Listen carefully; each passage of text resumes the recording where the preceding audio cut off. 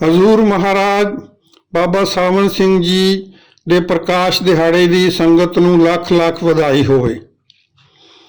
ਜਨਮ ਮਰਨ ਦੋਹੂ ਮੇ ਨਾਹੀ ਜਨ ਪਰ ਉਪਕਾਰੀ ਆਏ। ਉਹ ਪਰ ਉਪਕਾਰ ਲਈ ਆਉਂਦੇ ਹਨ। ਬਾਬਾ ਜੀ ਦਾ ਜਨਮ 27 ਜੁਲਾਈ 1858 ਨੂੰ ਪਿੰਡ ਮਹਿਮਾ ਸਿੰਘ ਵਾਲਾ ਜ਼ਿਲ੍ਹਾ ਲੁਧਿਆਣੇ ਵਿਖੇ ਹੋਇਆ। ਉਹਨਾਂ ਦੇ ਪਿਤਾ ਜੀ ਦਾ ਨਾਂ ਸਰਦਾਰ ਕਾਬਲ ਸਿੰਘ ਜੀ ਗਰੇਵਾਲ ਅਤੇ ਮਾਤਾ ਜੀ ਦਾ ਨਾਂ ਜੀਵਨੀ ਸੀ। ਉਹ ਉਹਨਾਂ ਦੇ ਇਕਲੌਤੇ ਪੁੱਤਰ ਸਨ।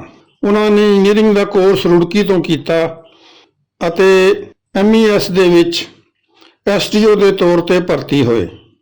ਉਹਨਾਂ ਦਾ ਮਿਲਾਪ ਬਾਬਾ ਜੈਮਲ ਸਿੰਘ ਜੀ ਮਹਾਰਾਜ ਦੇ ਨਾਲ 1894 ਵਿੱਚ ਹੋਇਆ ਅਤੇ ਇਸ ਬਾਰੇ ਆਪ ਬਾਬਾ ਜੀ ਦੀ ਵਡਿਆਈ संत कृपाल सिंह जी महाराज की जवानी श्रवण करोगे। आज हम सब भाई और बहनें एकत्र हुए हैं उस महापुरुष की याद में जिसने आकर दुनिया में एक सरे नौ ताजा रोशनी फैला दी। उनके नाम नामी तो कम से कम जितने लोग यहाँ बैठे सब वाकिफ हैं, मगर ताहम नए भाइयों के लिए उनका नाम हजूर महाराज बाबा सावन सिंह जी था नहीं है। था इसलिए बयान किया कि हम जिस्म के लेवल से बात कर रहे हैं। आज भी आप देखेंगे तकरीबन 150 से कुछ ज्यादा स्त्रियों और पुरुषों को उनको दर्शन हुए हैं। तो वो कहीं गए ही नहीं। कहा दिया कि ऐसे महापुरुषों का समझना इंसानी हाथ ख्याल से बाहर। वली ना वली नहीं सुना सकता, वली को वली ही जान सकता। उड़ने वाले कबूतर जो हैं, कबूतर कबूतर की सार ले सकता है। जमीन पर रेंगने वाले कछुए या चूहे उनके मतलब क्या कुछ जान सकते। जो मंदिरों के घाट पर बैठे हैं, मन बुद्धि के दायरे में कायद हैं, इससे परे उनको कुछ नजर नहीं आता, वो उनका सही अंदाजा नहीं लगा सकते।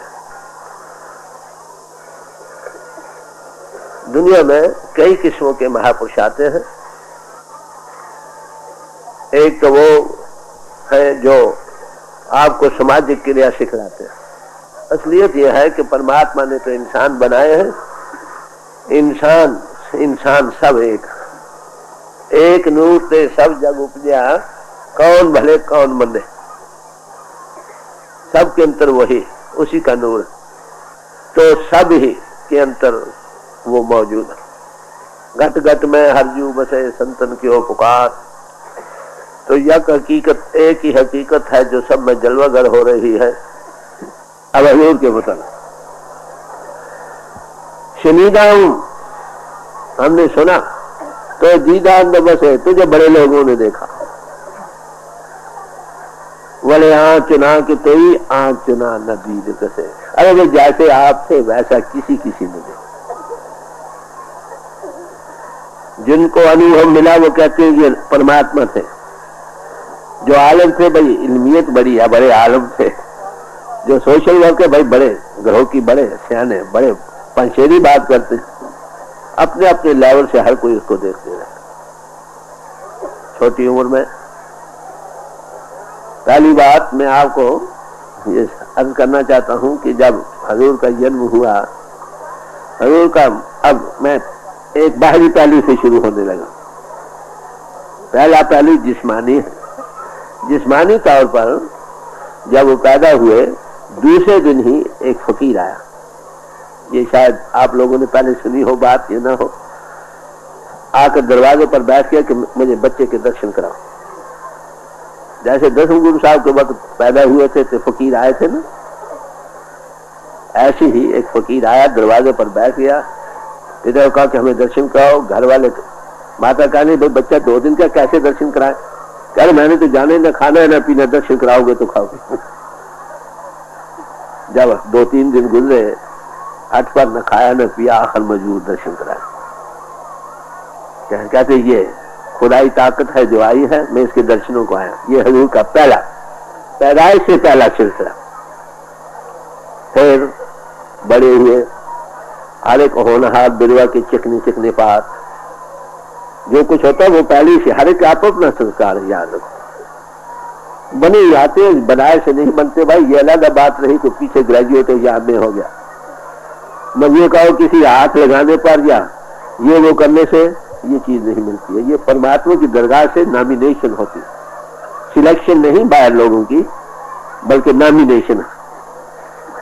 स्कूल में जाया करते थे, अपने निराले सीखकर रहने बहने का था, किताब बगल में है, जा रहे हैं, क्या पता जो आज बगल में किताब लिए फिरता है कल सारी दुनिया का मतलब और उस्ताद बनेगा। तलाश कुदरती थी कि पिशावर में बाबा कान हुआ करते थे, बाबा कान, उनके मैंने भी दर्शन किया, मैं पढ़ा करता था उन दिनों। जाना उनका ये कहता नंग दुड़ंग पड़ेगा ना, खुद मस्त जैसे रहना, आग जल रही है, कहीं कपड़े फटे हैं, कोई पता नहीं।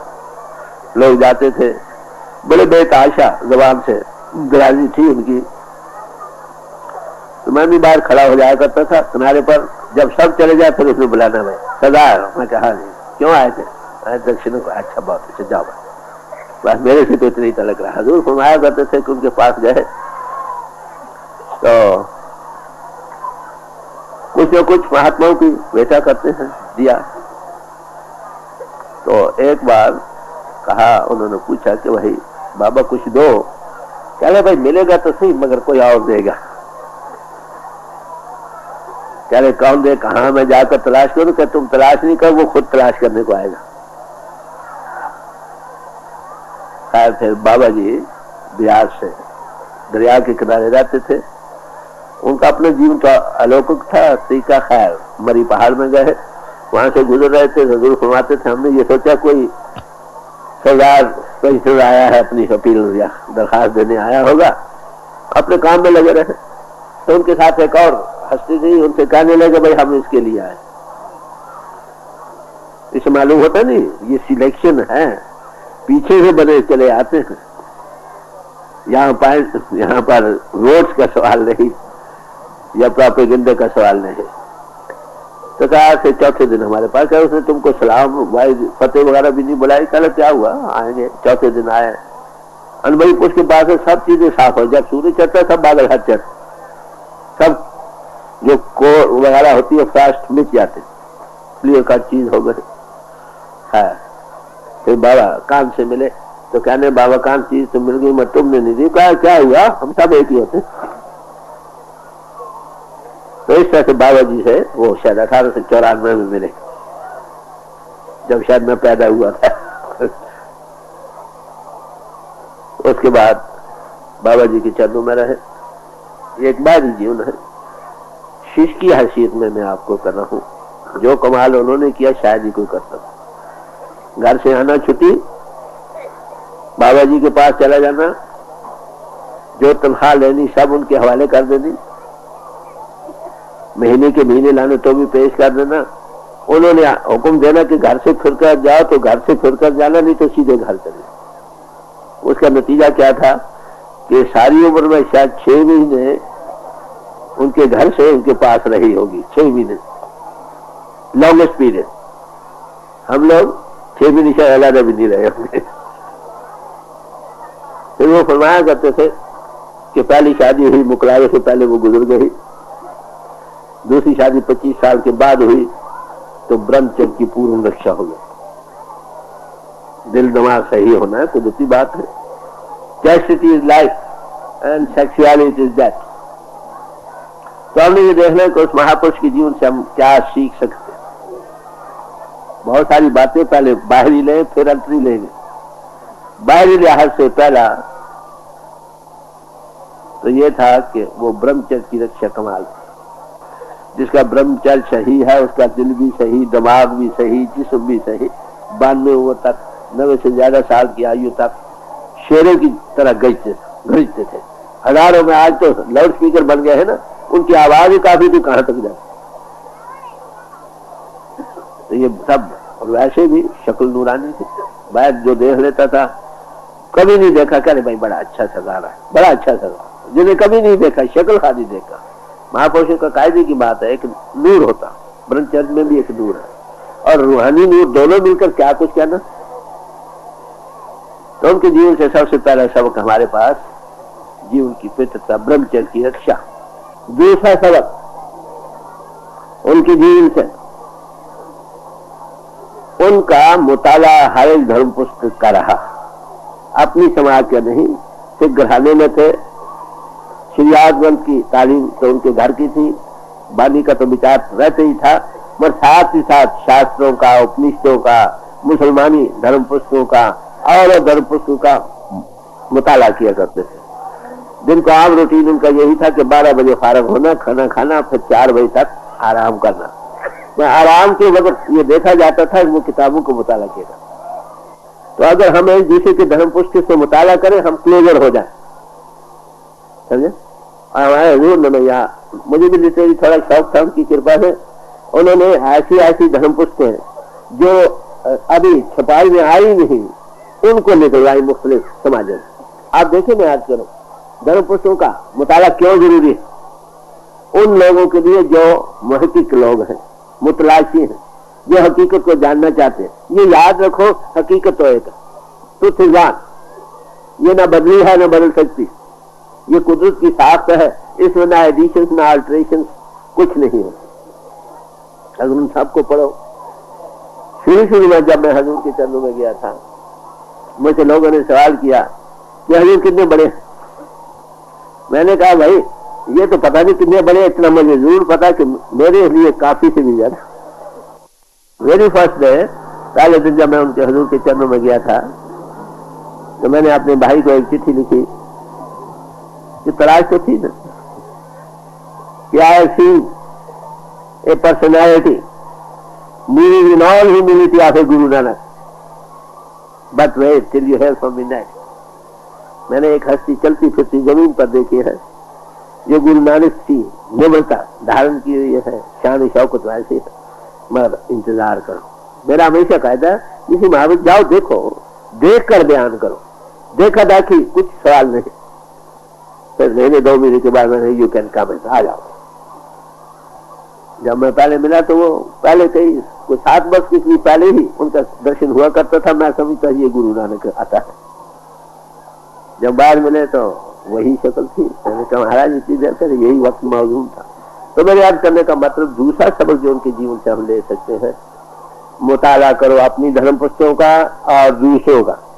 वो ये हमेशा फरमाया करते थे कि इंसान आत्मा रखता है और जिस्म रखता है, दोनों। घोड़े पर जो सवार है, दोनों रकाबों में मजबूत पांव रख कर सवार बन सकता है। दुनिया भी रहे, वो भी रहे। गृहस्थ में जो आए हैं उनको दोनों तरफ पहलू देखने हैं। तो गृहस्थ मर्यादा, सोशल और एक दूसरे के दर्द बांटना, ये एक पहलू है। दूसरा अंतर्मुख अपनी आत्मा को प्रभु से जोड़ना। तो तीसरा सबक जो उनके जीवन से हमें मिलता वो ये था कि वो सबसे प्यार करते हैं। सतगुरु ऐसा जानिए जो सबसे ले मिलाए लियो। सत्सो फस्ती, सतगुरु किसको कहते हैं? जिसकी आत्मा ममिंद्र से आजाद होकर हकीकत शनास हो गई या हकीकत के इजहार की जगह बन गई, वो दुनिया को कैसे देखते, सबको मिलाकर बैठते हैं, क्योंकि वो आत्मा के लेवल से सबको देखते हैं, जिस्म के लेवल से नहीं।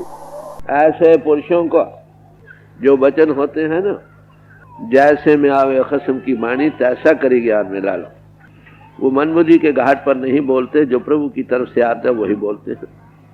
मगर वो इंसानी जिस्म रखते हुए भी कुछ और भी होते हैं, उसको वही जान सकता है जिसको वो खुद अपनी समझ आप दे।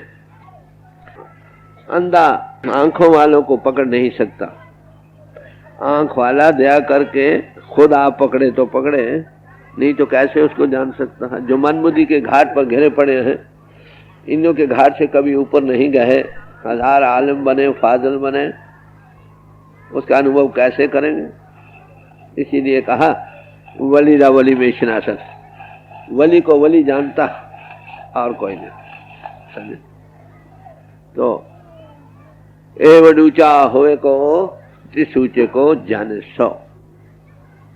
जिस लेवल पर वो है उसी लेवल पर उसकी बढ़ाई देख सकता है। यहाँ मिसाल है कि किसी ऑफिसर की लियाकत को कौन पहचान सकता है, या उसका सुपीरियर या उसका इक्वल, तो जिस लेवल पर वो काम कर रहे हैं, या तो वो लोग जो उस लेवल पर गए वो जाने ये क्या है, या कोई और उससे ऊपर हो तो वो जाने उससे ऊपर और कोई है या नहीं। भाई महापुरुषों के कलामों से यही मालूम होता है कि वो इजहार हक नुमा है, वो प्रभु का इजहार की जगह।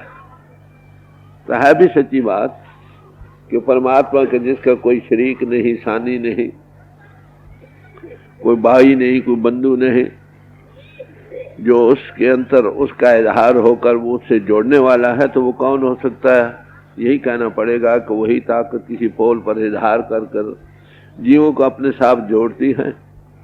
इसलिए उससे बड़ा और कौन है? वो फरमाया करते थे, अगर मुझे किसी ने गृहस्थी देखना हो तो सरसे में आओ, अगर मुझे त्यागी देखना है तो ब्यास में आओ। और वाकई मुझे देखने का इत्फाक हुआ सरसे जाने का।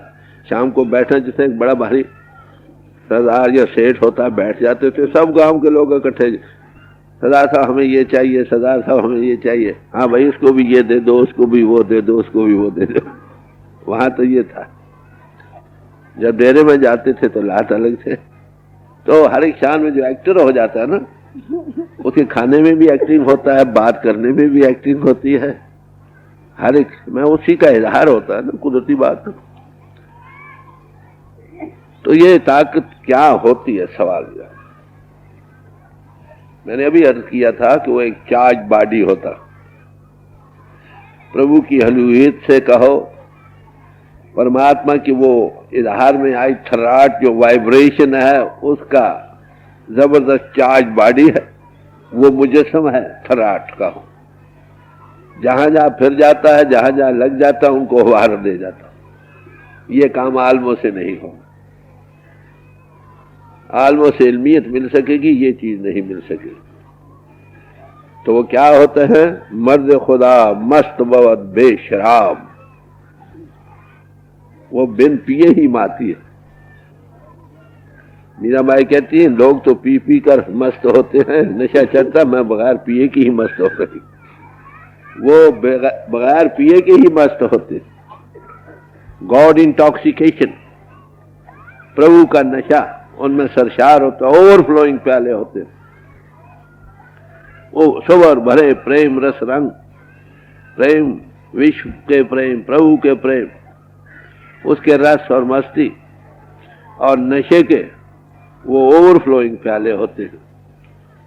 उनके देखने से हमारे दिल में चाह उपजा, कुछ है सही भाई, कुछ है ऐसे ही। क्या है ये पता नहीं, जिसको उससे एक पैग दे देते हैं वो फिर वो भी नशेबाज हो जाता।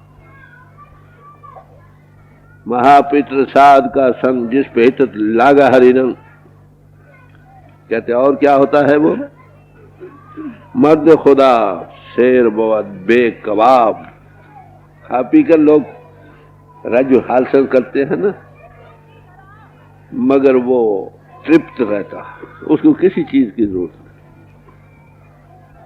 समझे? ये निशान है। मिल जाए बहुत अच्छा, नहीं मिले तो भी नसीब। वो एक फेज, पासिंग फेज समझता, अंतर से मुतजलजल नहीं होता, ऐसी गति उसकी होती है। मर्द खुदा शाह बहुत जेर दलक, ज़ाहिर गोदरी पहनी हुई इंसानी है, मर बीच में बादशाह होता है। और क्या होता है? गंज बहुत दर खराब, जिसना बार बर्बादी की जगह में कहीं खजाना दबा हो ना, ऐसे वो होता है। दुनिया के लोग उसको पहचान नहीं सकते। तो ऐसे पुरुषों को जानना कौन जान सकता है? जिसको वो जनाया।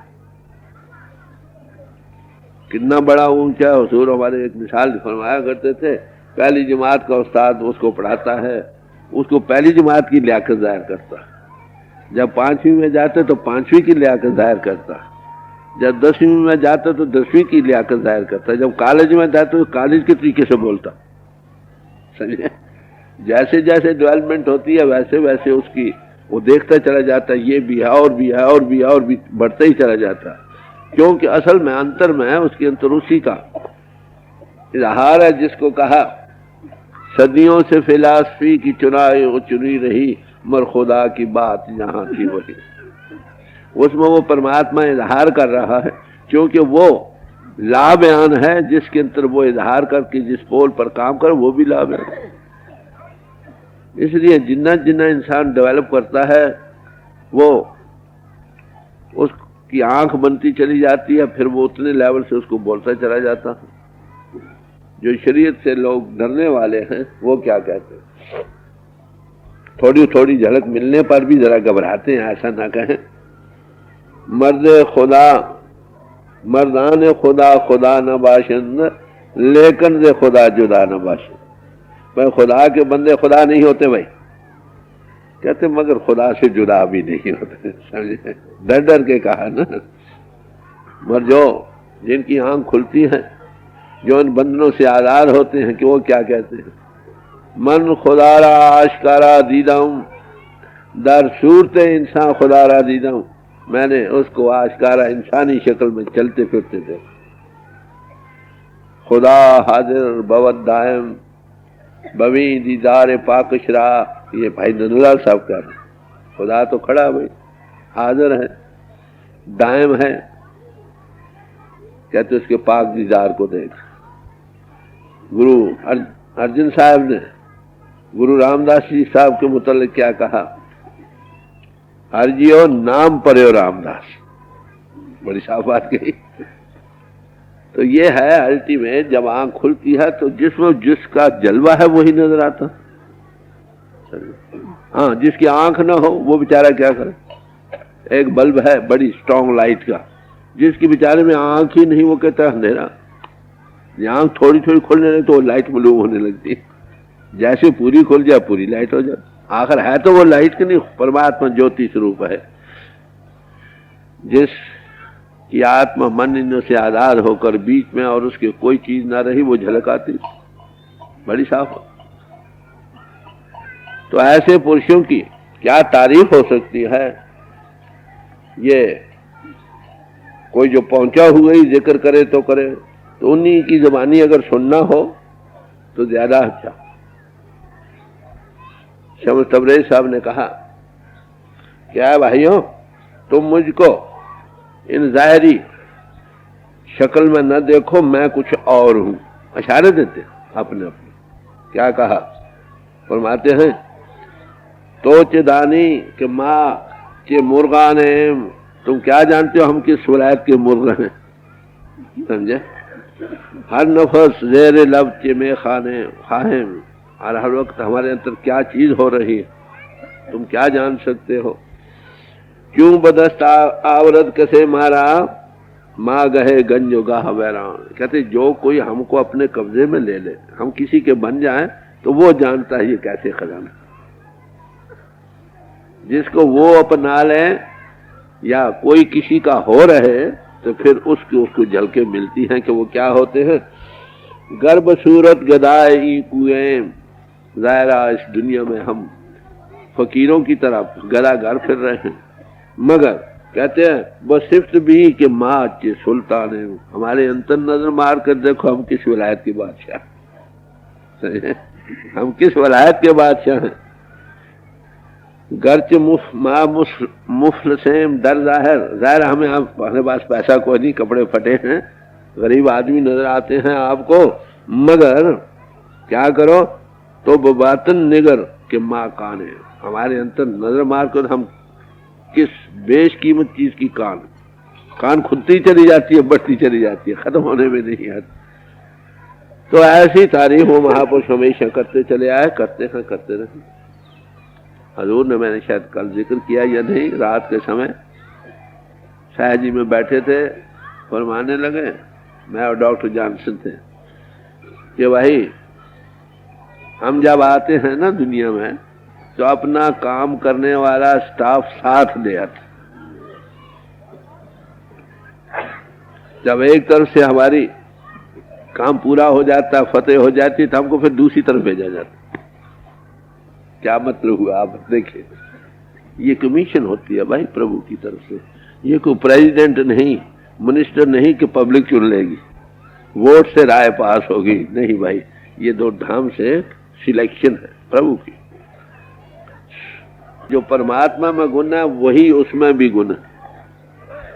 परमात्मा सबसे प्यार करता है अनबही पुरुष भी सबसे प्यार, वो नहीं कहते हिंदुओं से प्यार और मुसलमानों से दुश्मनी। और परमात्मा बख्शिंद है, वो भी गुनाहों को बख्श देते। बख्शिंद होने की हालत, जिना डिठा मेरा सदगुरु भाव कर तिनके सब पाप गवाई। भाव करके जिनसे उनके पापों का नाश हो जाता है, वो बख्शिंद है। मलमूत्र का थैला जो गंदगी से भरा हो, जो उसको साफ हो, उसके भी हाथ तो लिबड़ते हैं कि नहीं? वो हमारी तरह मलमूत्र का थैला लेकर आते हैं, हमारी तरह हमारे साथ लगकर वो अतीत होते हैं, मगर उनको इससे गुजरना पड़ता आलाइशों में। समझे? तो ऐसे पुरुषों का क्या समय है, जिसको अपने एक बार अपने अंडर कस्टडी ले लें, जिसको एक्सेप्ट कर लें, कह दो, वो उसको फिर छोड़ते नहीं। वो छोड़ जाए वो उसको नहीं छोड़ता, ये उनमें फजीलत है। समझे? अंत समय भी जब होगा नहीं, वो उसको लेने आता। तो इसलिए महापुरुष कहते हैं कि तुम भाई दुनिया में तुम्हारा कोई संगी साथी नहीं, प्रीत उसी से कीजिए जो और निभावे, उससे प्यार करो जो तुम्हारे साथ आखिर तक रहे। समझे? वो कौन है? ये जिस्म भी नहीं, साथ आता है साथ नहीं जाता, इसके तलका साथ कहा जाते हैं। घर के दुनिया के लोग जब तक गर्जें पूरी होती नहीं, सब मित्र, गर्ज ना पूरी हुई तू कौन मैं कौन, नानक कचड़िया संग तोड़ ढूंढ सज्जन संत पकिया, ए जिविंदे बिछड़े और मोया न जा संचो। जीते जी ये लोग तुमको छोड़ जाएंगे, वो तुमको मरकर भी नहीं छोड़ेंगे। फिर उससे प्यार करो जो मरकर भी ना छोड़े। इसलिए कहा सच्चा सदगुरु सेव सच संभालिया। सच्चे सदगुरु के सेवने वाले बनो, सेवने वाले, मत्थे टेकने वाले नहीं। समझे? क्या इसने कहा तो वो लोग जो मुझे खुदावन खुदावन करके पुकारते हैं, वो सब खुदा की बादशाहत में दाखिल नहीं होंगे, बल्कि वो लोग होंगे जो मेरे पिता की मर्जी पर चल रहे हैं। तो जो सेवने वाले बनो। सेवने से क्या होगा? सच्चा सदगुरु सेव, वो क्या कहता है? नाम के साथ लगो, नाम की कमाई करो, नाम की कमाई के लिए बायरियों के भोगों रसों से हटो। ये सच्चा सेवना। नेक पाक सदाचारी बनो, उस परिपूर्ण परमात्मा जिसको नाम शब्द वर्ड कहा है, उसके ध्याने वाले बनो। इसका नतीजा क्या होगा? अंत खलोया आए जे सदगुरु के घालिया। जब तुम्हारा अंत समय आएगा, तुमको यमराज नहीं लेगा, वो आएगा। वो क्या सिखलाता है? वो पिंड से ऊपर जाना, पहले दिन तुमको मरना सिखलाता है। समझे? मौत का खौफ नारा, रोग गुरमुख आवे जाए निशंग। अंत समय वो नूरानी शक्ल उस रूप में होगी, धुनी बड़ी जबरदस्त होगी, और मरने की इतनी खुशी होगी जितनी अपनी शादी की खुशी थी। हमने हजूर से पूछा कि महाराज आपका जन्म कब है? समझे? तो कहने लगे कि जब मैं बाबा जी के चरणों में आया। समझे? गुरु नानक साहब से पूछा गया तुम्हारा जन्म कौन है? तो कहले सतगुरु के जन्म में गमन बेटा। जब सतगुरु के चरणों में आए तब जन्म लेता है इंसान, दो जन्मा होता। सच्ची उम्र वहीं से शुरू होती है, बाकी की उम्र बर्बाद चली जाती। पहली बात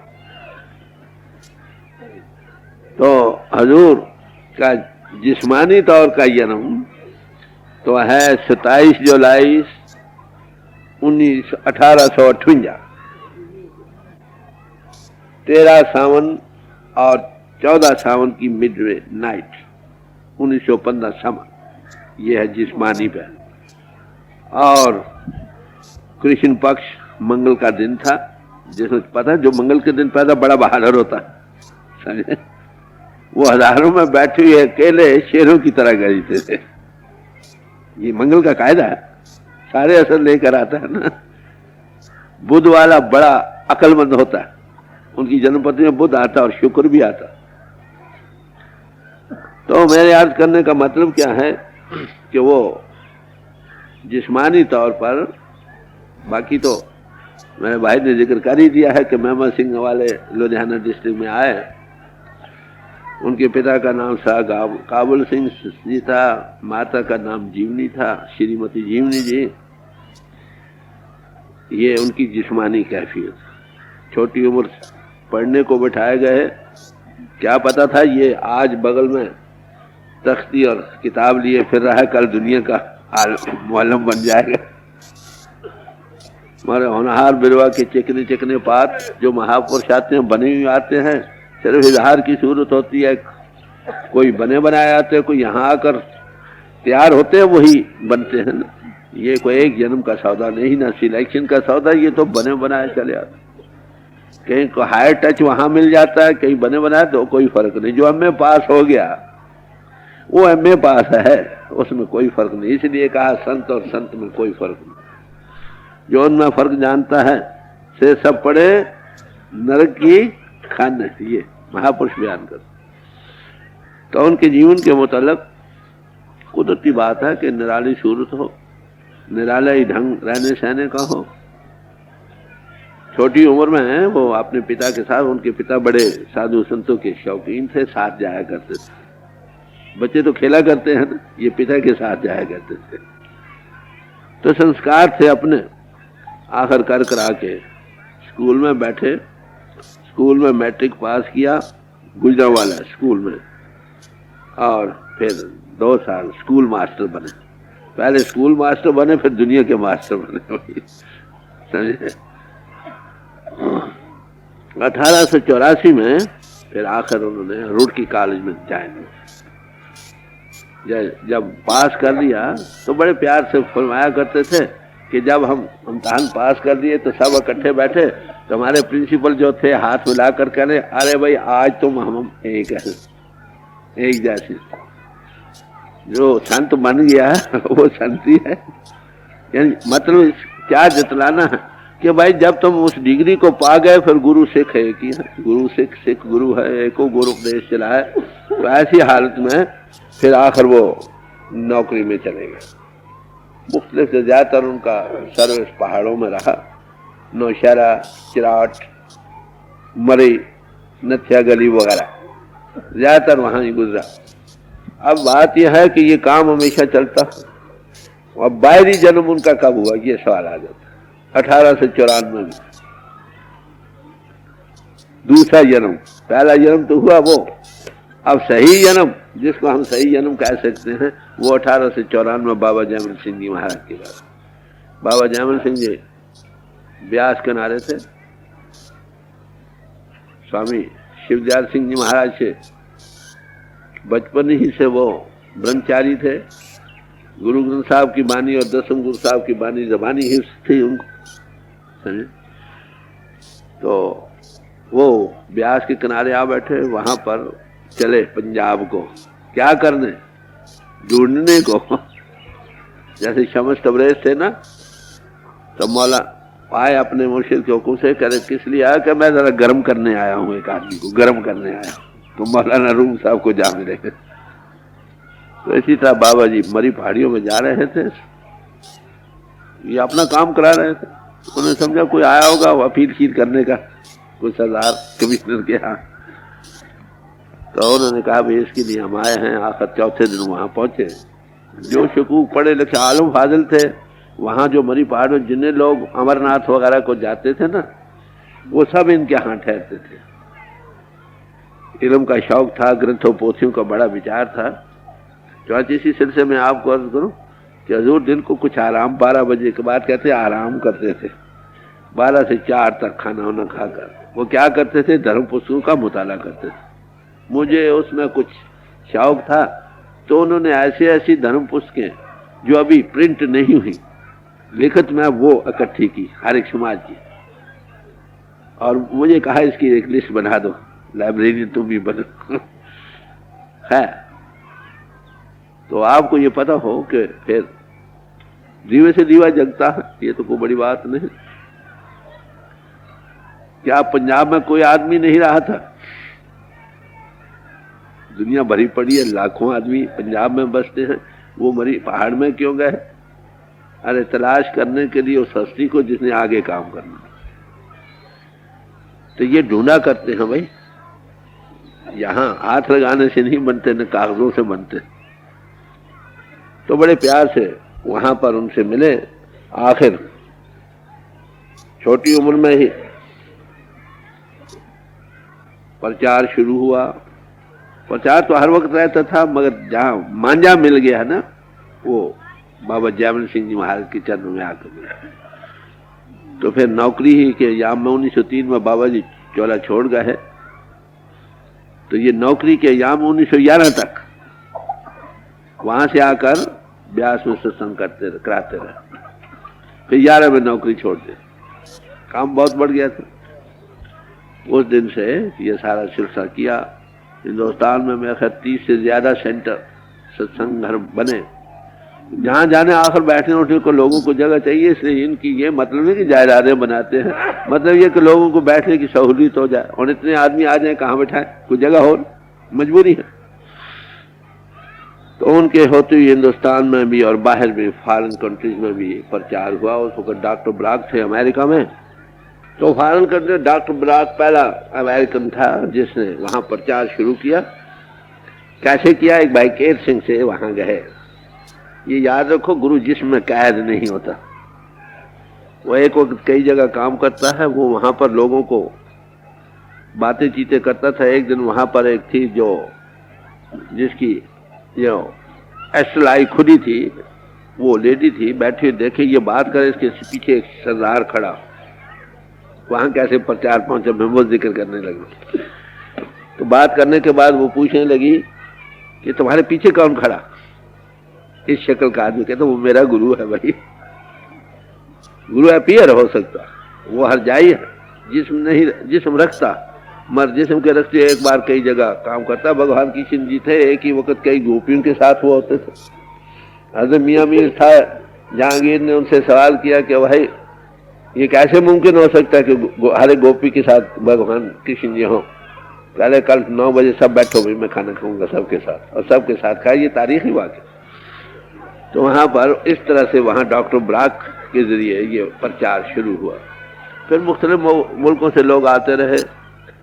कर्नल सैंडर्स थे, और अफ्रीका में मिस्टर लिटिल है, आज के डॉक्टर शिमिथी स्विट्जरलैंड में है, मिस्टर मायर्स अमेरिका में काम कर रहा है, ऐसे ही और कुछ। तो मेरे कहने का मतलब यह है कि ये प्रचार बहुत फैला। मैं जब वहां गया तो मैंने देखे उसके ट्रेसेस, और फैला उनकी बरकत से।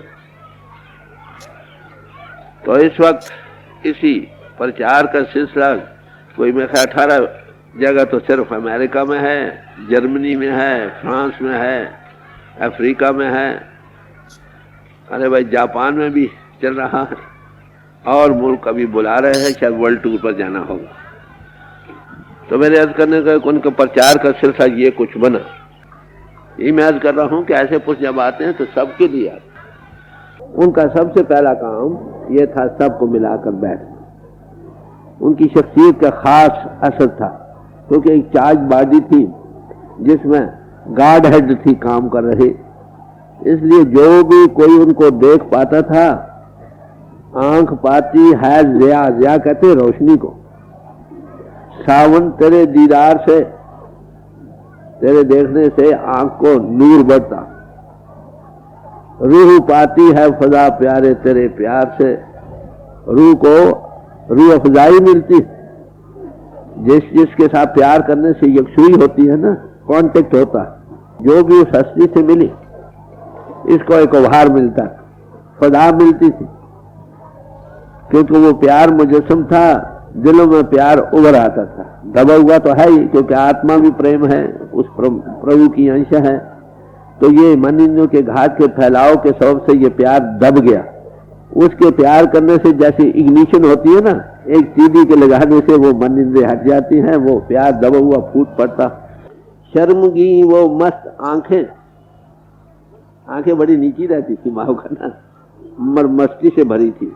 एक बार देखना तो यक नगाए जाम फजाए, बस बहदर कारे में, ये हालत थी। शर्मगी वो मस्त आंखें, शर्मगी फिर कैफे बार, फिर नीचा होता था मर। एक जैसे नशे की लहरें चलती है ना, ऐसे दूसरों को एहसास हो गया जो सामने बैठे रहे, जो अपनी अकल के प्याले भरते रहे, बोला था बात रही, वैसे जो खाली चुपचाप बैठे उनकी ये कैफियत थी। तो इसलिए मैंने कहा कि किसी महापुरुष के पास जाकर जबान पर उंगली रखो, देखो खाली देखते रहो। आंखों से रस्ते जो तालीम मिलती है वो और कहीं से नहीं,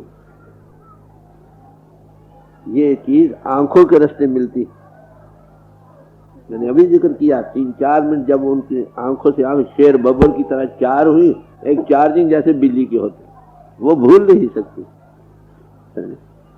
तो शर्मगी वो मस्त आंखें शर्मगी फिर कैफे बार, ले तसव्वुर में बलाएं कौन लोग जिनकी आबिद बार बार। उसका ध्यान में आ जाना अपने आप, जो बाहर ऐसे मचा आंख में वो आएगा कि नहीं। बाहर से हटने का सवाल है भाई, वो कहीं दूर नहीं जिसको ऐसे महापुरुष नाम देते साथ हो बैठता। हजूर फरमाया कर राय ऐसिया मैं गुनाहगारों के, तू है रहनुमा। गुनाहगार तेरे पास आते हैं, उनको रहनुमाई करके गुनाहगारी से निकाल देते। वहां जाकर गुनाहगारी भूल जाते, गुनाहगारों को अपने गुनाह भूल जाते हैं, अगला पीछा भूल जाता है। ये उसके सोबत का असर है। देख कर तुझको प्यारे दिल में आता है ये ख्याल, क्या तुझ पर है कुदरत कर चुकी खत्म अपना सब कमाल। हर एक कुदरत का जो खूबी है वो तुझ में इजहार करती, कुदरती बात है। वो कुदरत का कादर है, याद रखो। कादर जो हो, कुदरत उस पर बलहार जाएगी कि नहीं। कुदरत भी उतना नहीं दिखा सकती जो कादर बना सकता।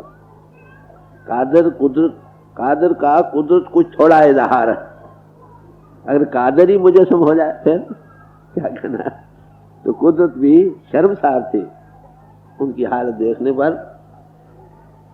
उनके बाहरी हाल क्या था, सत्संग हजारों में बैठ करके शेर की तरह गरीबते थे, मगर इतनी सादा जबान, थोड़े लफ्जों में कि एमए पास को एमए की खुराक मिलती थी, बच्चों को अनपढ़ों को खुराक मिलती थी। ये बढ़ाई थी। मैं एक बार जब शुरू में हजूर ने मुझे हुक्म दिया कि तुम सत्संग किया करो, 1927 की बात है, 3 साल के बाद नाम लेने के बाद मैंने अर्ज पहले किया, महाराज ये बड़ा खतरनाक सौदा है, दिया करो। 2-3 ने कहा नहीं भाई काम करना। तो कह रहे अच्छा तुम्हारे सिर पर जब मेरा हाथ है तो क्या फिक्र। खैर फिर एक बार मैंने उनको कहा कि हजूर आप थोड़े लफ्ज़ों में जो बात बड़ी खूबसूरती से बयान कर जाते हैं, मैं 15 मिनट लगाता तो भी नहीं हो सकी। ये बढ़ाई थी। ब्रेविटी जो होती है ना किसी बयान में, वो हमेशा किसी टॉक की खूबसूरती हो। ब्रेविटी, थोड़े लफ्ज़ों में एमए पास अपनी खुराक ले जाए, अनपढ़ अपनी ले जाए, ये ब्यूटी थी उनकी। और बड़ा क्लियर कट उनके पास ये मालूम होता था कि परमात्मा यही खड़ा, कोई दूर है। तो उनकी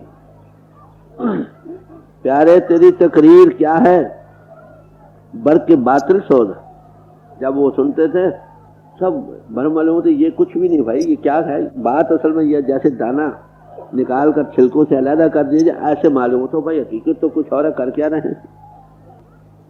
बर के बातिल सोच है रमज हर रिकाब की गोया सब कामों, एक एक रमज दे देना, बड़ा छोटी सी मसाल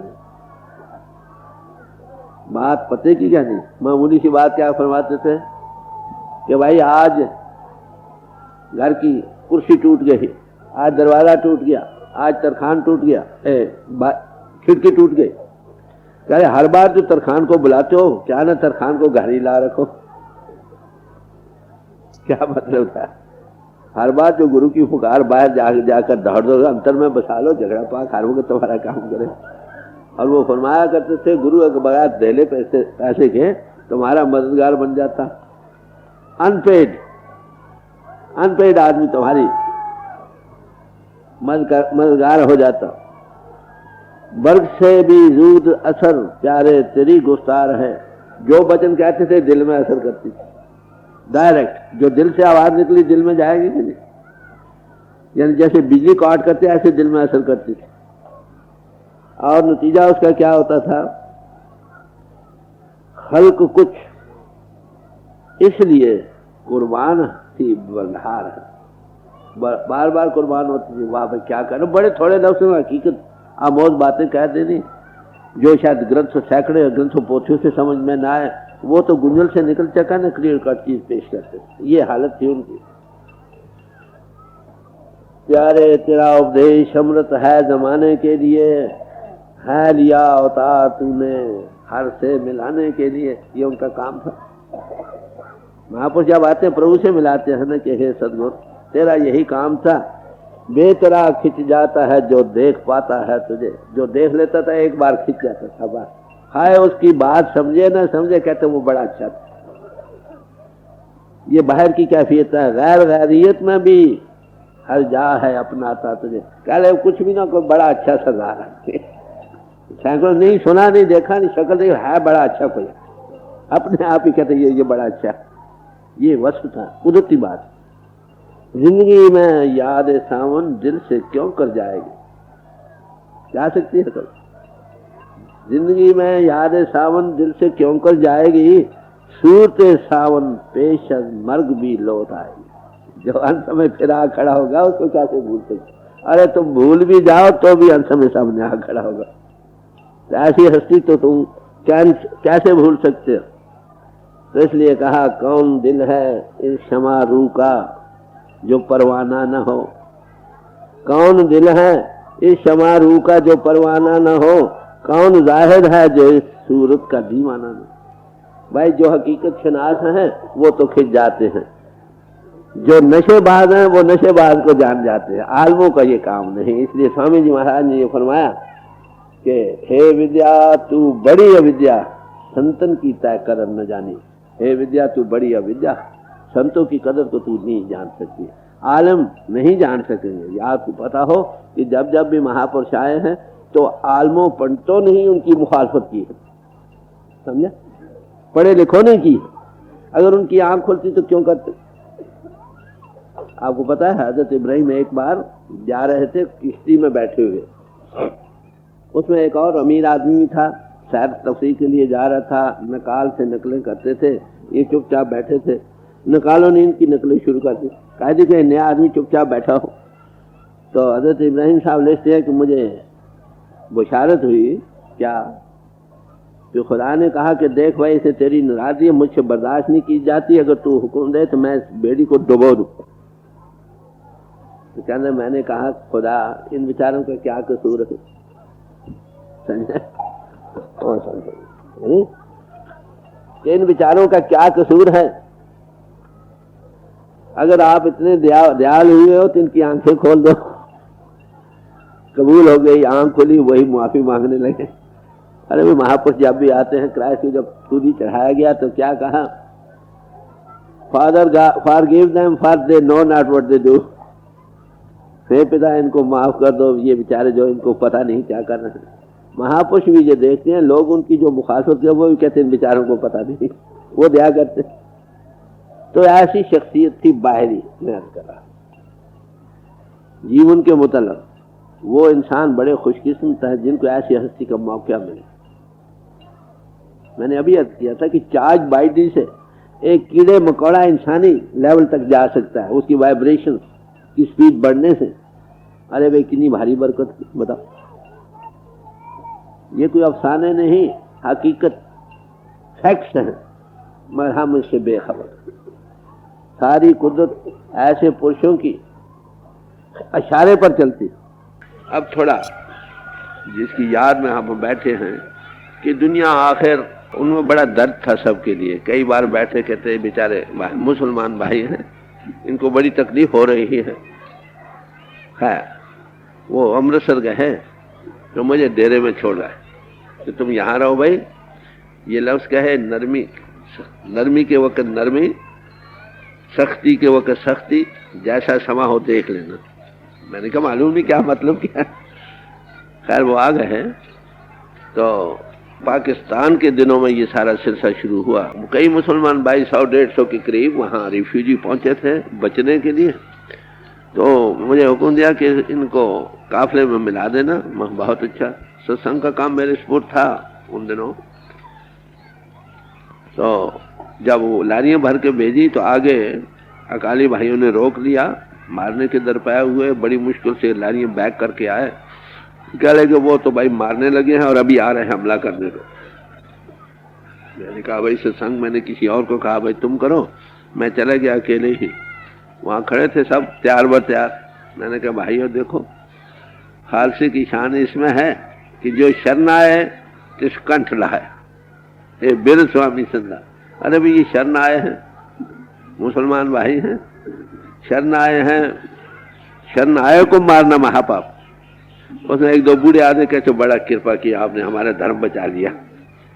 तो कहने अब इनको ले जा, हम कुछ नहीं कहेंगे, आप साथ होके बेशक पहुंचा दीजिए। खैर मैं गया, लारियों को ले आया, वहां जब आए खड़ा कर दिया लारियों को, भाई खड़े हो जाओ।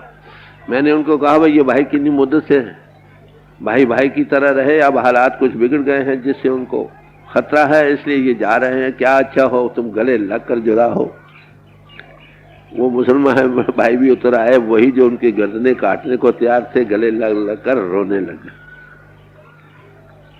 हजूर जब गए तो रास्ते में काफिला गुजर रहा था, एंड मिडवे में खड़ा कर दी कार। पीछे भी काफिला, आगे भी, सब मुसलमान। चले अफसर को बुलाया, भाई इधर आओ।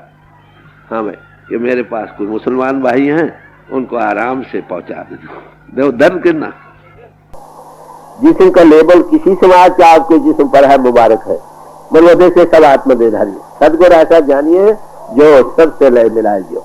ये उनकी शान देखी थी कि उनकी सामने सब समाजों के भाई इकट्ठे होते, वो हर एक समाज के भाई से मिलते थे, मुसलमानों से भी, ईसाइयों से भी, और जो भी महात्मा जहां भी थे मिला करते थे। याद रखो, जब महात्मा को मिलता है वो एक और एंगल से दुनिया को देखता है। बाहरी रूप जिस्मानी तौर पर कोई न कोई लेबल है, खास मर्यादा रखी है, मगर मर्यादा एक तरबियत के लिए है, तहजीब के हासिल करने के लिए है, सेल्फ डिसिप्लिन को पाने के लिए है।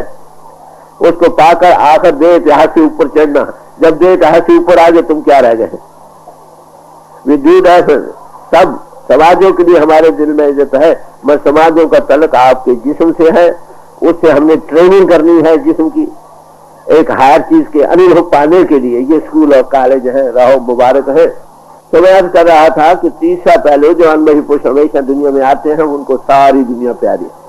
हमें फरमाया करते थे मुझे हिंदू प्यारे हैं, सिख प्यारे हैं, मुसलमान प्यारे हैं।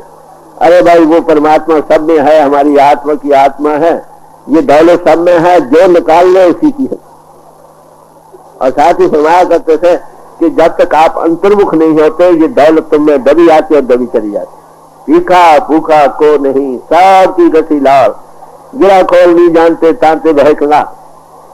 आज ही दुनिया में कोई भी भूखा नहीं, सब के अंतर एक बड़ा देश की चीज बनी पड़ी है, क्योंकि हम जड़ चेतन की जो ग्रंथि है उसको खोल नहीं सकते, इसलिए उससे महरूम है। काल के छत्रों दे नानक राह पछाड़े, जो खुद कमाई करता दूसरों को बांट कर खाता, वही हकीकत करनी। तो दुनिया में ज्यादा खुदगर्ज लोग पट्टी बांध कर बैठे। ये झगड़े काय के मैंने अभी किया, देने वालों का कोई झगड़ा नहीं, लेने वालों का झगड़ा है। तो जब भी महापुरुष आते हैं कहते हैं उस प्रभु के पुजारी है, सब मिल बैठे। महापुरुष अपनी खबर आप दिया करते हैं, अगर वो अपनी खबर आप ना दे तो हमको कैसे मालूम हो सकता है वो कौन। ज्यादा सूरत में हम जैसे इंसान है, इनको अपने आपे पर छोड़ दो। किसी महापुरुष की बानी लो, गौर से पढ़िए, उसमें वो अपने जरा इशारे देते। कबीर साहब क्या कहते हैं, कहे कबीर हम दूर घर के बेटी लाए हुकुम हजूरी, कोई इशारे दिए ना हजूर के मुतालिक। मैं आज करूँ, एक रात का समय था, डॉक्टर जॉनसन में दो ही थे उनके किनारे, हजूर लेते हुए थे।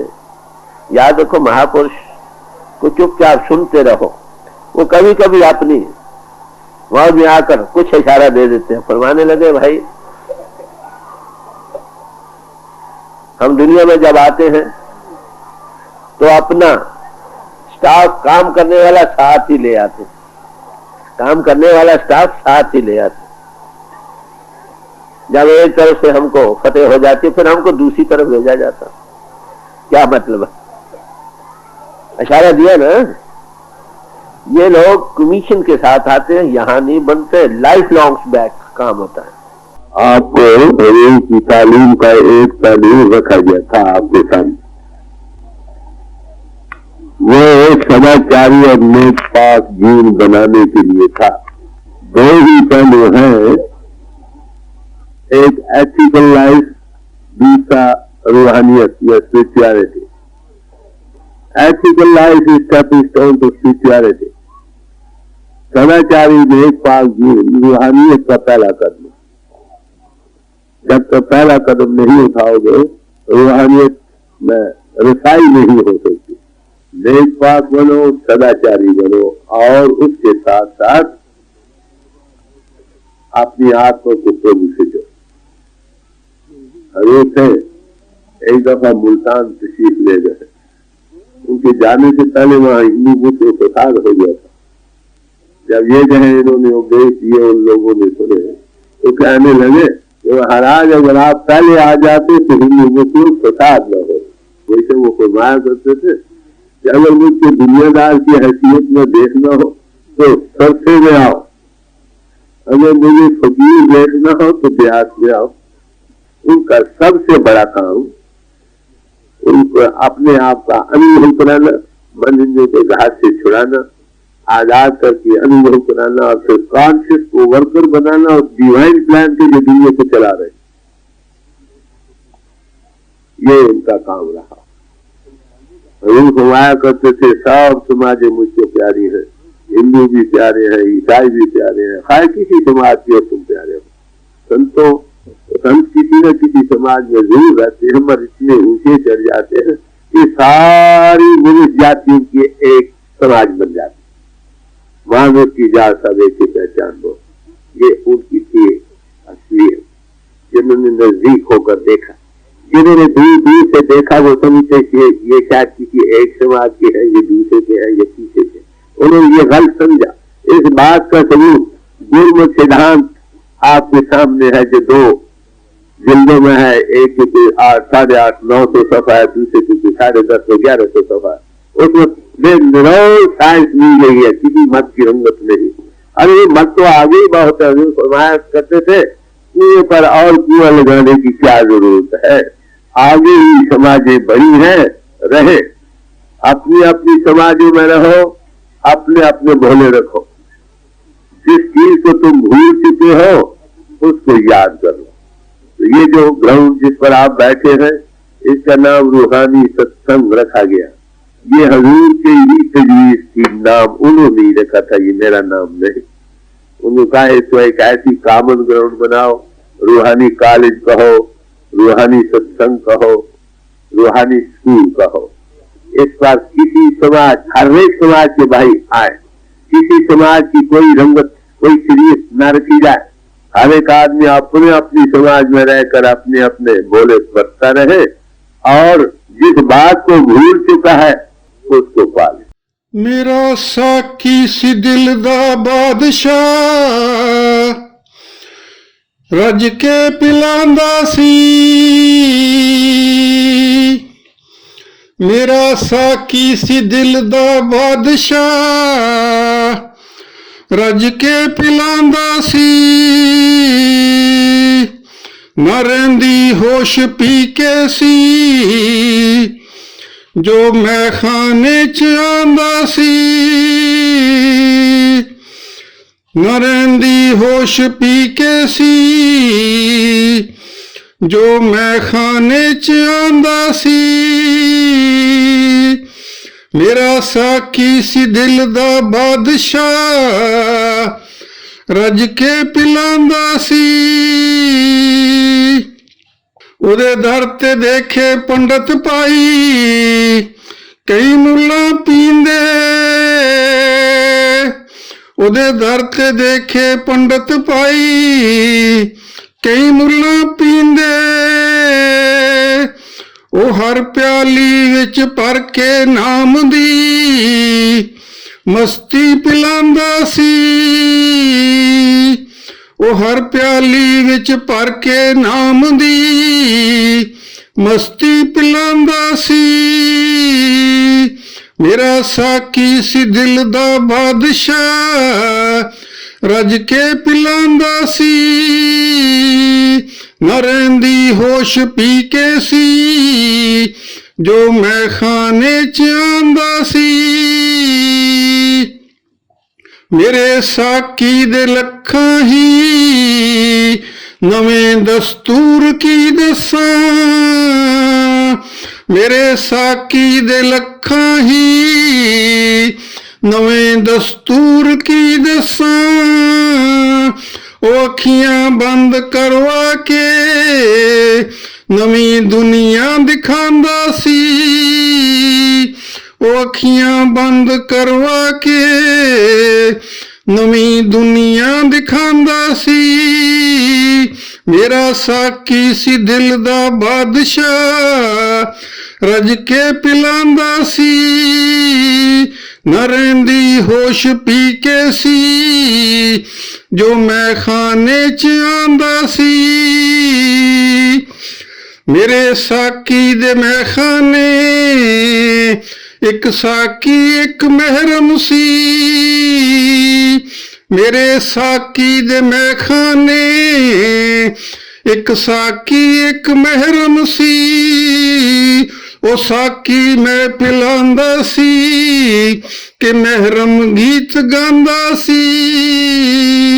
ओ साकी मैं पिलांदा सी कि महरम गीत गांदा सी। मेरा साकी सी दिल दा बादशाह रज के पिलांदा सी। न रहिंदी होश पी के सी जो मैं खाने च आंदा सी। मेरा साकी सी दिल दा बादशाह रज के पिलांदा सी।